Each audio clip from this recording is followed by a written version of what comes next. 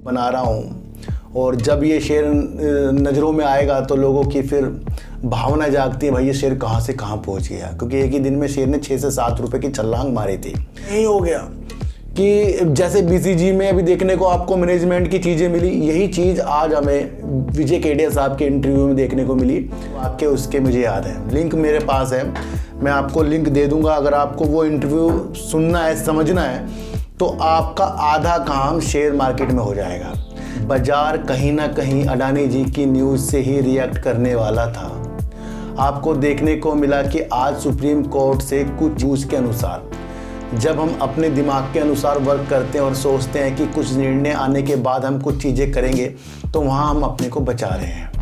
आज मैं विजय केडिया साहब जी का एक इंटरव्यू, लेटेस्ट इंटरव्यू सुन रहा था। विफल रहे हैं, उसके बाद वो इन्वेस्टिंग में आए और उसके वो अब राजा बन गए हैं। पटेल इंजीनियरिंग भी उनका हाल ही में खरीदा हुआ शेयर है जो आज बुलंदियों की तरफ जा रहा है।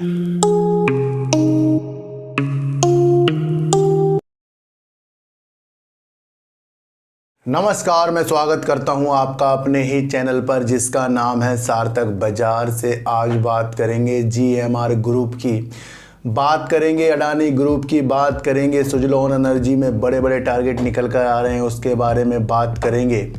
और बात करेंगे कि NHPC के लिए पटेल इंजीनियरिंग और भेल जो है एक अच्छी परियोजना के लिए वर्क कर रहा है, उसके द्वारा हमें क्या देखने बनेगी, क्या व्यू बनेंगे, जिसकी वजह से NHPC, भेल और पटेल इंजीनियरिंग किस उद्देश्य के लिए दौड़ रहे हैं, उसके बारे में आज हम चर्चा करेंगे। इन सब की बात करने से पहले मैं आपको एक चीज़ बता दूं कि जिस तरीके से हम किसी भी शेयरों को लेकर सोचते हैं कि ये शेयर ही हमें सब कुछ दिला देगा, ये एक हमारी विफलता की चीज़ों के अनुसार आता है। आज मैं विजय केडिया साहब जी का एक इंटरव्यू, लेटेस्ट इंटरव्यू सुन रहा था। तो अगर वो आपको इंटरव्यू सुनना है, वैसे आप YouTube में सर्च कर लेना, शायद वो कौन से चैनल पर आ रहा था वो मैं आपको बता दूंगा, अभी मैं भूल गया हूँ, लेकिन कुछ वाक्य उसके मुझे याद है। लिंक मेरे पास है, मैं आपको लिंक दे दूंगा। अगर आपको वो इंटरव्यू सुनना है, समझना है, तो आपका आधा काम शेयर मार्केट में हो जाएगा। जब बड़े बड़े एनालाइज करने वाले कुछ अपनी चीज़ों के अनुसार कुछ चीज़ें हमें बताते हैं, वो हमारा आधा काम शेयर मार्केट में पूरा करने की दिशा में हमें लग जाते हैं। उनके एक्सपीरियंस सुनने के बाद हमें ऐसी महसूस होता है कि आगे जाकर वो चीज़ें हम ना दोहराएं जो वो गलती कर चुके हैं। आपको पता है कि काफ़ी पैसा और काफ़ी चीज़ें जो है विजय केडिया साहब ने अपनी ऑप्शन ट्रेडिंग में की है, वो उसमें विफल रहे हैं। उसके बाद वो इन्वेस्टिंग में आए और उसके वो अब राजा बन गए हैं। पटेल इंजीनियरिंग भी उनका हाल ही में ख़रीदा हुआ शेयर है जो आज बुलंदियों की तरफ जा रहा है। तो विजय केडिया साहब की एक बात मुझे अच्छी लगी, जो भी नए लोग आ रहे हैं, जो भी इन्वेस्टिंग कम करते हैं और ऑप्शन ट्रेडिंग की तरफ ज़्यादा चले जाते हैं, तो सेबी इसके अंदर एक ऐसा रूल लाए कि भाई हर एक को ये करने की अनुमति ना दी जाए, यानी कि ये किसी तरीके से लोग जुए की तरह ले रहे हैं, ये इसमें पाबंदी लगाई जाए। ये ऐसा विजय केडिया साहब का है, वो बहुत एक्सपीरियंस से ये चीज़ें बोलते हैं। सर, एक बात उनकी मुझे सबसे अच्छी लगी कि अगर किसी कंपनी का मैनेजमेंट में प्रॉब्लम है तो वो उस कंपनी के शेयर कभी नहीं लेते, चाहे वो कंपनी कितनी ही ज़्यादा नए ज़माने का काम कर रही हो। ध्यान रखना सर, एक वर्डिंग उनकी ये मुझे बहुत अच्छी लगी। उन्होंने कहा है कि वो कोई भी ऐसी कंपनी का शेयर नहीं लेते जिसका मैनेजमेंट खराब हो। आधा काम हमारा यही हो गया कि जैसे BCG में अभी देखने को आपको मैनेजमेंट की चीज़ें मिली, यही चीज़ आज हमें विजय केडिया साहब के इंटरव्यू में देखने को मिली कि भाई मैनेजमेंट जिस कंपनी का ख़राब हो उसके अंदर वो जितना अच्छा काम कर रही हो वो उसमें इन्वेस्टमेंट नहीं करते। तो ये एक ऐसी दिशा दिखा रहा है कि बड़े बड़े लोग बोल रहे हैं जब किसी चीज़ का मैनेजमेंट ख़राब हो जाता है कंपनी का, तो वो कंपनी बर्बाद है। ये ऐसी ऐसी चीज़ें उन्होंने बताई है। तो मैं कह रहा हूँ आपका आधा काम ख़त्म हो जाएगा। ये आपको इंटरव्यू ज़रूर सुनना चाहिए सर, मैं आपको बता दूँ। तो यही एक वो दिशा दिखा रहे हैं कि आगे अपनी सुरक्षा के लिए जो वो अपने व्यू बनाते हैं वो उस पर कायम रहते हैं, चाहे शेयर कितनी तेज़ी के साथ भाग रहा हो। तो हर एक दिशा हमें बड़े बड़े जो इन्वेस्टर होते हैं उनकी तरफ देखकर भी चलनी पड़ेगी, और उनके कहे एक एक वाक्य जो हैं सर कानों में गूंज रहे हैं, और एक ऐसी दिशा दिखा रहे भाई इन्वेस्टिंग में सब कुछ होता है। सर इन्वेस्टिंग में बहुत कुछ हो जाता है अगर हम धीरे धीरे अपना पैसा लेते रहें। सबसे पहले अपने मन को शांत किया जाता है इस चीज़ से, आप समझे। इन्वेस्टमेंट में काम करते हैं तो हमारा कहीं ना कहीं मन शांत रहता है, वो ज़्यादा अपने दिमाग पर जोर नहीं हमें देने देता। तो यही एक कारण है कि अगर हम ऑप्शन ट्रेडिंग कर रहे हैं उसमें हमारा लॉस हो जाता है तो हमारी मानसिक स्थिति भी प्रॉब्लम में ला देता है। ये सारी चीज़ें हमें जो सीखने को मिल रही है विजय केडिया साहब से सीखने को मिल रही है। और वो एक ऐसे जाने माने इन्वेस्टर हैं कि वो हर कंपनी के बारे में पूरी नॉलेज लेकर फिर उसके अंदर वो अपना इन्वेस्टमेंट करते हैं। तो इस मार्केट में हमें बड़े बड़े लोगों से भी कुछ सीखना पड़ेगा और वो आधा काम हमारा आसान कर देते हैं। तो ऐसे महान लोगों को आपको सुनना है, उनका ताज़ा इंटरव्यू है, वो आप सुनिए, उसे बड़े गौर से सुनना, वो आधा काम आपका इन्वेस्टिंग में बहुत आसान कर देंगे। ये मैं आपको एक चीज़ बताता हूँ, बहुत से लोग ना फंडामेंटल की एक चीज़ें का हर एक ज्ञान लेंगे और देखेंगे कि भाई ये यहाँ पर ख़रीदने लायक शेयर नहीं है। वो ख़रीदने लायक शेयर के चक्कर में रह जाते हैं। कोई एक ऐसी एनालाइज करता है, वो क्या क्या चीज़ें देखता है और वो उसमें से प्रॉफिट ले लेता है। तो यहाँ हर एक दृष्टि से काम किया जाता है, तो ये आपको समझकर चलना पड़ेगा। अडानी ग्रुप पे आज सबकी निगाह टिकी थी। बाजार कहीं ना कहीं अडानी जी की न्यूज़ से ही रिएक्ट करने वाला था। आपको देखने को मिला कि आज सुप्रीम कोर्ट से कुछ चीज़ें निकल कर बाहर आती और उसके बाद आपको शेयरों में या तो तेज़ी या फिर गिरावट के आसार देखने को मिलते। कल की एक वीडियो में मैंने आपको बताया था कि अडानी ग्रुप में शायद आज के दिन वो चीज़ें निर्णय ना निकल कर आएँ, क्योंकि उसके अंदर भी कुछ चीज़ें होंगी। अगर ये चीज़ आपको यकीन नहीं हो रहा है तो कल की आप एक वीडियो देख लेना। मैंने कहा था कि आज निकलने की चीज़ें के साथ निर्णय वाली चीज़ें नहीं हो सकती, उसके आगे चीज़ें हो सकती हैं। तो अभी इसके ऊपर सुनवाई नहीं हुई है सर, तो अभी ये आगे की तरफ सुनवाई होगी, लेकिन वो चीज़ें हमें अभी नहीं पता लगी है कि वो डेट कब है, कि इसके अंदर वो कब सुनवाई होगी। अभी तक तो मुझे पता नहीं लगी है सर। तो अभी इसके अंदर हमें वेट करना पड़ेगा और आपको देखना है कि जब तक कि हमें निर्णय पता ना लगे तो जल्दबाजी इनके शेयरों से बेचना और ख़रीदने वाली चीज़ों के साथ नहीं उतरना है। ये चीज़ें मैंने आपको कल भी बताया था और आज सारा का सारा माहौल इसी चीज़ में लगा हुआ था। मतलब क्या इंडिया का वर्ल्ड ही सोच रहा था कि सेबी जो ने रिपोर्ट प्रस्तुत की उसके अंदर रिजल्ट क्या आने वाला है, उस पर काफ़ी बाजार टिके रहेगा सर, ये आप समझ कर चलना। तो हम अपने पैसों को किस तरीके से प्रॉफिट ना लें लेकिन बचा सकते हैं, वो सूझबूझ के अनुसार। जब हम अपने दिमाग के अनुसार वर्क करते हैं और सोचते हैं कि कुछ निर्णय आने के बाद हम कुछ चीज़ें करेंगे, तो वहाँ हम अपने को बचा रहे हैं।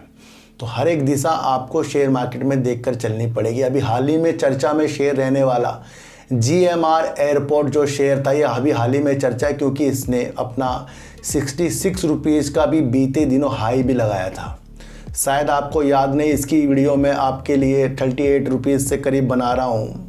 और जब ये शेयर नज़रों में आएगा तो लोगों की फिर भावना जागती है, भाई ये शेयर कहाँ से कहाँ पहुँच गया, क्योंकि एक ही दिन में शेयर ने 6 से 7 रुपये की छलांग मारी थी। इसका काम सर एयरपोर्ट में है, ये मैंने आपको बताया था। ये ग्रुप का एक हिस्सा, इनकी कई कंपनियाँ आती हैं। तो GMR एयरपोर्ट एक विशेष तौर पर अपनी मजबूती के लिए देश में और विदेश में अपने हवाई अड्डों के जो ऑपरेटिंग ये करता है उसके अंदर वो पूर्णतया एक काबिल तारीफ काम कर रहा है। वित्त वर्ष 2023 में GMR ग्रुप के 5 ऑपरेटिंग हवाई अड्डों ने 100 मिलियन यात्रियों को संभाला है। यानी कि जिस तरीके से हवाई अड्डों का संचालन करते हैं उसके अंदर 100 मिलियन यात्रियों के लिए इन्होंने आवाजाही की व्यवस्था की है। ये बहुत बड़ी एक चुनौती का अंजाम देने वाली चीज़ों के साथ GMR ग्रुप निकला है। आज विशेष तौर पर इसके बारे में इसलिए बात हो रही है कि इनकी जो विदेशों में 3 संपत्तियों को जोड़ने के लिए ये विदेशों में एक वर्क कर रहा है, जो ग्रीस और कुवैत के हवाई अड्डों के संचालन के लिए ये वहाँ के निर्माण या कुछ भी ऐसी चीज़ करने के लिए ये वहाँ पर बोली लगाई गई है। यानी कि इसने कुवैत और ग्रीस के हवाई अड्डों के विकास की परियोजना के लिए इसने बोली लगा दी है। ये अपनी जो संपत्ति इसकी विदेशों में है ना, इसको और बढ़िया जोड़ने की कोशिश में GMR ग्रुप लग गया है। तो कुवैत और ग्रीस में इस तरीके का ये काम कर रहा है। ग्रीस में पहले भी एक हवाई अड्डे का रहा है और उसी कहीं आगे जाके किसी एरिया में जो एक नया हवाई अड्डा बनने जा रहा है उसके अंदर ये चीज़ें करने के लिए GMR ग्रुप ने वहाँ पर बोली लगा दी है। तो ये पॉजिटिव संकेत के साथ ये दृष्टि हमारे सामने आ रही है।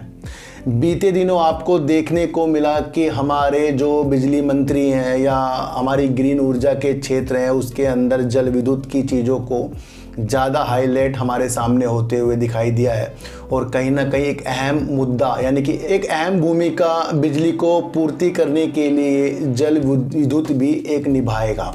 तो यहाँ पर हमें देखने को मिला है कि हमारी देश की कंपनी NHPC एक बेस्ट वर्क जो है जल विद्युत के लिए कर रही है सर। सबसे बड़ी जल विद्युत की परियोजना जो है सर दिबांग में है और इसको पूरा कौन करेगा? इसको पूरा NHPC करेगा। हाल ही में आपको सुनने को भी मिला जल्दी से जल्दी दिबांग की जो परियोजना है इसको जल्दी से शुरू करने की चीज़ों के लिए NHPC निकलेगा। चीन की सीमा के पास जो ये एक ऐसी दिबांग यानी कि ब्रह्मपुत्र की एक प्रमुख नदी जो है दिबांग है उसके अंदर एक इस तरीके का ये जल विद्युत की एक परियोजना का निर्माण कर रहे हैं जिसका नाम है दिबांग। और ये परियोजना NHPC की काया पलट देगा। ये आपको समझना पड़ेगा कि ये देश की सबसे बड़ी बिजली परियोजना है जल विद्युत में जो करीब 2880 मेगावाट की है। ये आपको समझना है और इस चीज़ के लिए बेहतर तरीक़ों से NHPC वर्क कर रहा है। और इसके लिए इसका साथ कौन कौन सी कंपनी देगी सर? इसका साथ देगी भेल और पटेल इंजीनियरिंग। सबसे पहले मैं आपको बताऊं कि पटेल इंजीनियरिंग जो शेयर है काफ़ी आपको तेज़ी के संकेत दिखा रहा है। किसी ज़माने में 2008 में ये करीब 700 रुपये करीब का ये शेयर था जो किसी कारण से आपको 10 रुपये तक भी आता हुआ शेयर मिला है। जब इसके अंदर विजय केडिया साहब ने अपनी रणनीतियों को अच्छा किया तो इस शेयर के पंख ही लग गए और देखते ही देखते ये शेयर कई गुना हो गया। हमारी मंशा एक इसके अंदर इसलिए जाग रही है, आपको पता है ये ज़्यादा से ज़्यादा सिंचाई में, जल विद्युत में, सुरंग में, निर्माण के कार्यों में ये अपने को ज़्यादा बेहतर तरीक़ों से कंपनी जानी जाती है। अभी आपको मैंने दिबांग का एक नाम बताया तो दिबांग से जुड़ी हुई चीज़ों के लिए यानी उस परियोजना को पूरा करने के लिए पटेल इंजीनियरिंग को NHPC से एक ऑर्डर मिल गया है। यानी कि पटेल इंजीनियरिंग एक जॉइंट वेंचर के तहत एक ऑर्डर उसको NHPC से मिल गया है जो करीब 1818 करोड़ रुपए करीब का है। वैसे ये पूरी परियोजना जो है 3637 करोड़ रुपए की है। इसके अंदर जॉइंट वेंचर के तहत ये काम हुआ है तो 50-50% में ये काम हो रहा है। तो पटेल इंजीनियरिंग इसके अंदर से 1818 करोड़ रुपए करीब का एक ऑर्डर उसने NHPC से जीत लिया। आपको समझना है कि जो ये ठेका इसको मिला है ना ये दिबांग की परियोजना के लिए है। यानी कि अगर ये परियोजना दिबांग की जल्दी शुरू हुई तो NHPC आपको रॉकेट होता हुआ मिलेगा। ये देश की सबसे बड़ी परियोजना है जिसके अंदर आपको देखने को मिला कि हाल ही में पटेल इंजीनियरिंग को इसकी कार्यों को पूरा करने के लिए ऑर्डर मिला है। तो यहाँ पर आपको अब देखना है कि पटेल इंजीनियरिंग जो है NHPC के बड़ा जो उद्देश्य है उसको पूरा करने के लिए वो अपनी चीज़ों के द्वारा उसमें वर्क करेगा।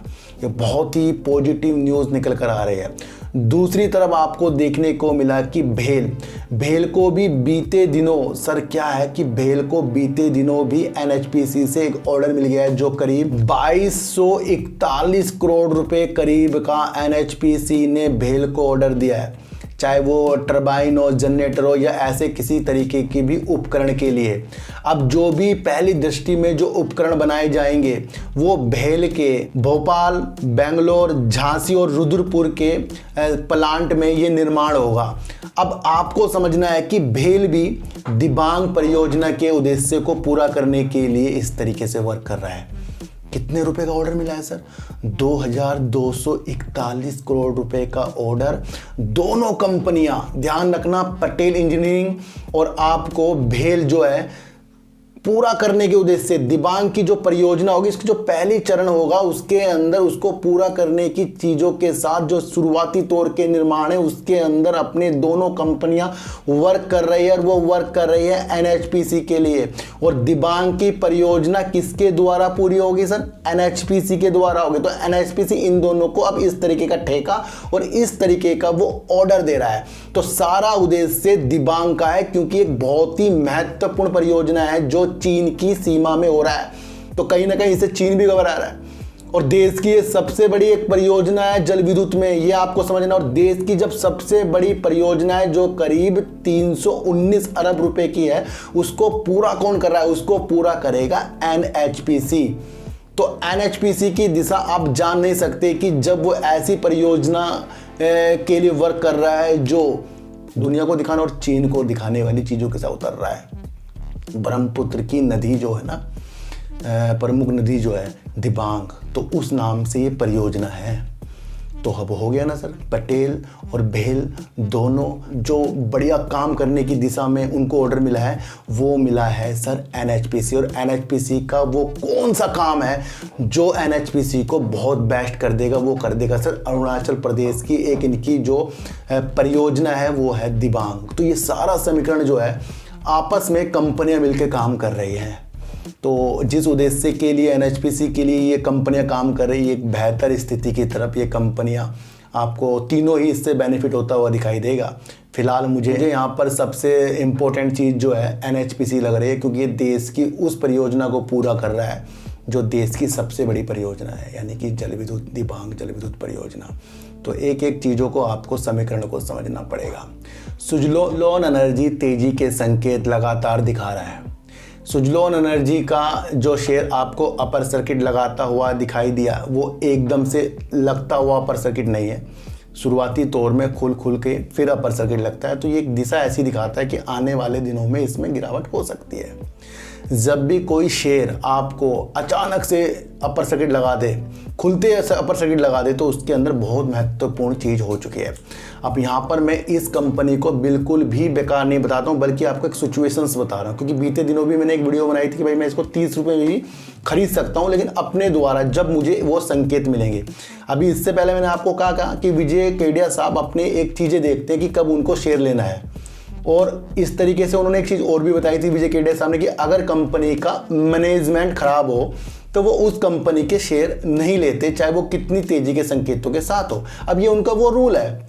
हमारा क्या रूल है कि जब हमें वो चीज़ें इतने ऊपर आकर एक दिशा में ऐसी भी लगती है कि कहीं शेयर हमें फंसा ना दे, तो ये भी तो हमें सोचना है ना सर। क्योंकि जब हम ऊपरी लेवल पे किसी शेयर को खरीदते हैं और वो इस वजह से कि भाई इसने कल भी अपर सर्किट मारा, आज भी अपर सर्किट मारा, तो यहाँ खरीद लें, क्योंकि हो सकता है ये शेयर काफ़ी ऊपर तक जाए। जिस तरीके से इसके 39 रुपये के भी टारगेट आ रहे हैं, सब अपने अपने टारगेट दे रहे हैं। हमें समझना यह है कि कंपनी ने अभी हाल ही में क्या ऐसा बेहतर किया जो इसके अंदर वो चीज़ें लगती हुई दिखाई दे रही हैं। क्या इसके अंदर QIP आया 2000 करोड़ रुपए, वो आधा तो उसके आपको समझ में आना चाहिए कि 1500 करोड़ रुपए तो कर्जा उतारने में जाएगा। फिर जितने भी ऑर्डर इसको हाल ही में मिले उसकी तेज़ी भी इसके साथ मिलकर चल रही है। क्या उन ऑर्डरों को इस सुजलोन ने अभी पूरा किया? हमें वो चीज़ों को समझना है, क्योंकि काफ़ी लोगों को जब मैं वीडियो अपनी माइंड से बनाकर बताता हूँ तो वो कुछ लोगों को समझ नहीं आती। क्यों नहीं आती? क्योंकि वो उस टाइम तेज़ी में होता है। तो भाई BCG भी तेज़ी में ही था जब मैंने आपको उसके बारे में बताया था।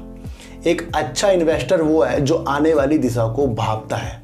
ये मैं खुद भी जानता हूँ और ये मैंने विजय केडिया साहब से भी सीखा है कि वो आने वाली चीज़ को अभी जानते हैं। जब उन्हें पता है कि मैनेजमेंट ख़राब है तो उन्होंने उसमें हाथ डालना ही नहीं है। इसी तरीके से हमें पता था कि मैनेजमेंट BCG का ख़राब है, हमने उसके अंदर हाथ नहीं डाला।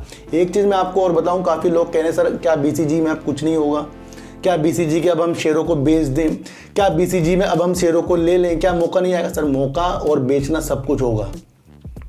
यहाँ पर जब तक के कंपनी अपने उस कार्य के लिए निकलेगी, एक तो के लिए जो वो नियुक्त करेगी, उसमें दिन जाने वाले हैं।